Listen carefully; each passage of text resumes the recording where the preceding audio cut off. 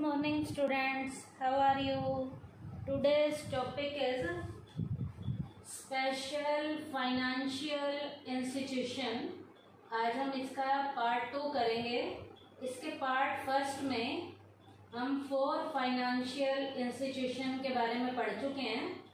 आज हम 5th financial institution करेंगे और इस इंस्टीट्यूशन का नाम है state industrial development corporation, SIDC। क्या नाम है इसका? State industrial development corporation.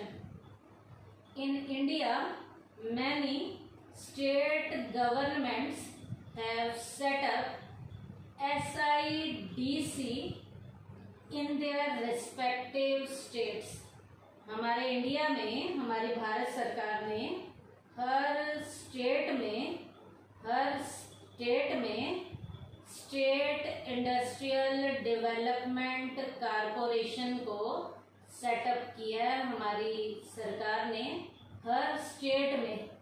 The objective of SIDCs differ from one state to another. हर स्टेट का दूसरी स्टेट के साथ स्टेट इंडस्ट्रियल डेवलपमेंट कारपोरेशन का पर्पस जो है, ऑब्जेक्टिव अलग होता है। हर स्टेट का जो स्टेट इंडस्ट्रियल डेवलपमेंट कारपोरेशन है, उसका दूसरी स्टेट के स्टेट इंडस्ट्रियल डेवलपमेंट कारपोरेशन के ऑब्जेक्टिव से ऑब्जेक्टिव सबका अलग होता है। Its main objective is the following. इसका मेन ऑब्जेक्टिव क्या है? To promote industrial development. Industries का विकास करना इनका मेन क्या है? पर्पस है। तो इसका ऑब्जेक्टिव क्या है? To promote industrial development. State industrial development corporation को हमारी भारत सरकार ने हर स्टेट में स्टेट इंडस्ट्रियल डेवलपमेंट कारपोरेशंस को एस्टेब्लिश किया है और इस कारपोरेशन का ऑब्जेक्टिव स्टेट वाइज डिफर होता है और इसका ऑब्जेक्टिव क्या है? To promote industrial development. Next special financial institution का नाम है unit trust of India, UTI, Unit Trust of India. The UTI was established on 1st February 1964 under the Unit Trust of India Act 1963। UTI को unit trust India act 1963 के अंतर्गत 1st फरवरी 1964 को establish किया गया। This trust started it's work in 1st जुलाई 1964। Establish तो किया था 1st फरवरी 1964 को, लेकिन इसने काम करना कब शुरू किया? 1st जुलाई 1964 को। The basic objectives of UTI are as follows. UTI के मेन ऑब्जेक्टिव क्या क्या हैं वो नीचे दिए गए हैं। इसके 2 मेन ऑब्जेक्टिव हैं, जिसमें फर्स्ट ऑब्जेक्टिव है इसका to mobilise the community's small savings and channelize them into productive ventures। बेटा UTI का मेन पर्पस कम्युनिटी की स्मॉल सेविंग्स, जो लोगों ने अपनी सेविंग बचा के रखी हुई हैं, उन सेविंग को प्रोडक्टिव पर्पसेस में लगाना UTI का मेन पर्पस है। क्या इसका ऑब्जेक्टिव है? To mobilise the communities small saving and channelise them into productive ventures. इसका सेकंड ऑब्जेक्टिव है to ensure financial aid to the industries and good income to the public. Second इसका purpose है industries को यदि कोई financial level की आर्थिक सहायता चाहिए तो इंडस्ट्रीज को फाइनेंशियल एड टाइमली प्रोवाइड कराना और पब्लिक की इनकम को बढ़ाना इसका मेन क्या है, पर्पस है। तो 6th नंबर की स्पेशल फाइनेंशियल इंस्टीट्यूशन का नाम क्या है, UTI, unit trust of India. 1 फरवरी 1964 को यूटीआई जो unit trust of India act 1963 को इसको एस्टेब्लिश किया गया और इसने काम करना कब शुरू किया, 1 जुलाई 1964 को। इसके ऑब्जेक्टिव 2 है। फर्स्ट ऑब्जेक्टिव है to mobilise the communities small saving and channelise them into productive venture. Second है to ensure financial aid to industries and good income to the public. अब बेटा 7th नंबर की स्पेशल फाइनेंशियल इंस्टीट्यूशन का नाम है industrial investment bank of India, IIBI, industrial investment bank of India. It was initially established as Industrial Reconstruction Corporation of India to work for rehabilitation of sick unit। Industrial investment bank of India को establish करने का main purpose industries का reconstruction करना था। कौन सी industries का reconstruction करना था, जो यूनिट बेटा सिक यूनिट्स जो है डिक्लेयर की गई हैं। इसका मतलब जो यूनिट्स घाटे में जा रही थी उन यूनिट को दोबारा से रिहेबिलिटेट करके उनका कंस्ट्रक्शन का काम दोबारा से करना industrial investment bank of India का मेन पर्पस था। इसी पर्पस के लिए इसकी शुरुआती दौर में इसे एस्टेब्लिश किया गया। It was reconstituted and renamed as the Industrial reconstruction bank of India in 1985। इसे बेटा दोबारा से रिकंस्टिट्यूट किया गया और इसे एक नया नाम दिया गया, जो नाम क्या था, industrial reconstruction bank of India. कौन से ईयर में, 1985 में। Again its name was changed to industrial investment bank of India in 1997।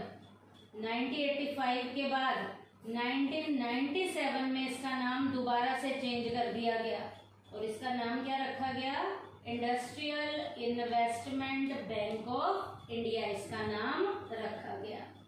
पहले इसका नाम क्या था, एस्टेब्लिश जब किया था तो industrial reconstruction corporation of India.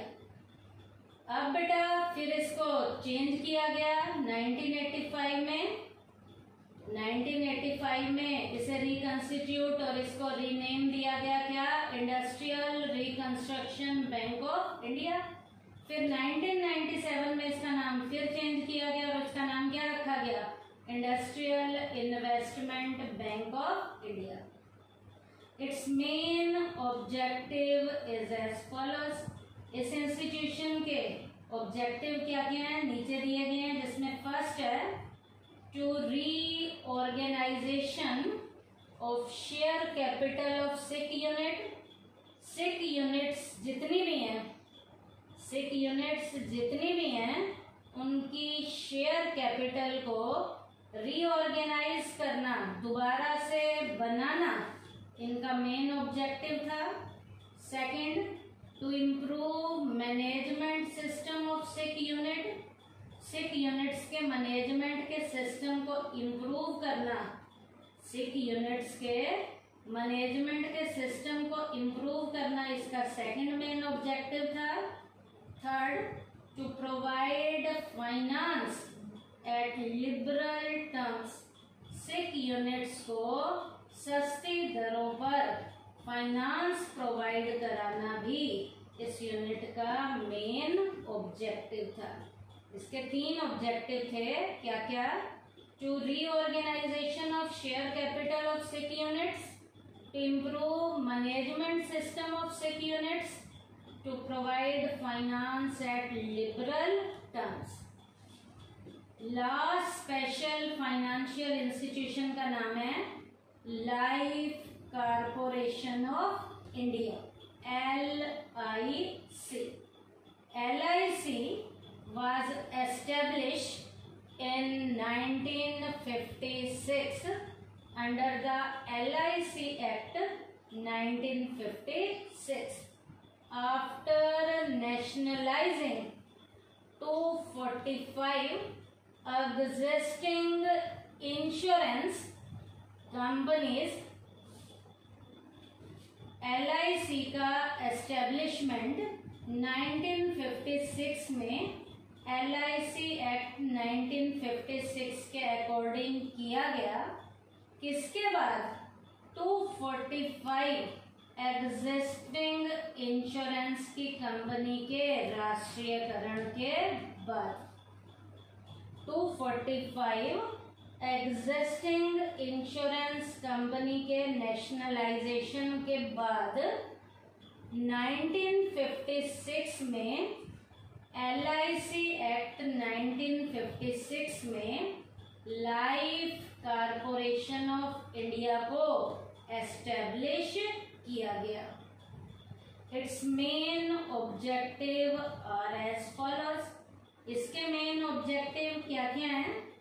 First, to mobilise the communities saving and make it available to industrial concern. इसका मेन पर्पस क्या है? कम्युनिटी की सेविंग को जो भी कम्युनिटी वाले अपना बचाते हैं उसे जो है इंडस्ट्रियल कंसर्न को अवेलेबल कराना, ताकि उस पैसे को इंडस्ट्रियल कंसर्न प्रोडक्टिव पर्पसेस में लगा सकें। Second, to provide direct loans to industrial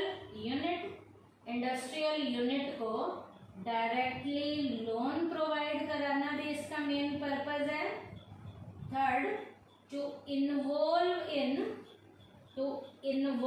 in underwriting activities, underwriting की एक्टिविटीज में अपने आप को इन्वॉल्व करना भी इसका मेन पर्पस है।